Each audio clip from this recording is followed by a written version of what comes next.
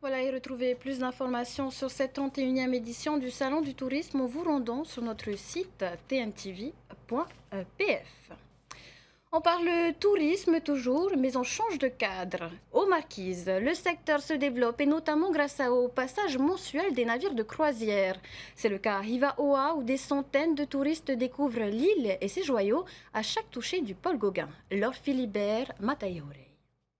Une fois par mois, ils jettent l'ancre dans cette baie d'Atuona. Le Paul Gauguin transporte plus de 250 touristes à son bord, des visiteurs en quête d'authenticité et de découverte culturelle.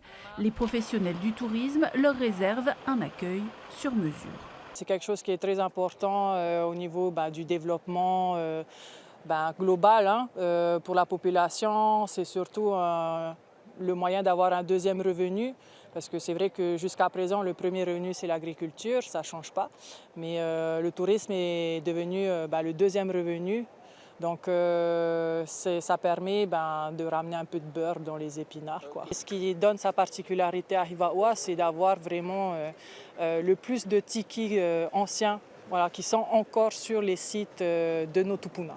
L'activité touristique est prisée par de plus en plus de jeunes marquisiens, à l'image d'Aniata, qui tourne sur les 4 îles de l'archipel, où le Gauguin fait escale, les 3 du Sud et Nukuhiva. On est de plus en plus nombreux, c'est vrai, parce qu'on a de plus en plus de jeunes qui reviennent du coup habiter dans les îles. Même si c'est vrai qu'avoir plus de tourisme, ça nous apporterait plus d'argent pour notre développement.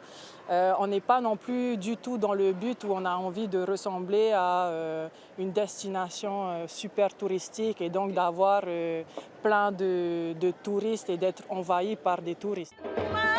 Lors de sa visite au Fénoua, le ministre des Outre-mer, Gérald Darmanin, a assuré qu'il lancerait une étude sur l'opportunité d'un aéroport aux Marquises dès son retour à Paris.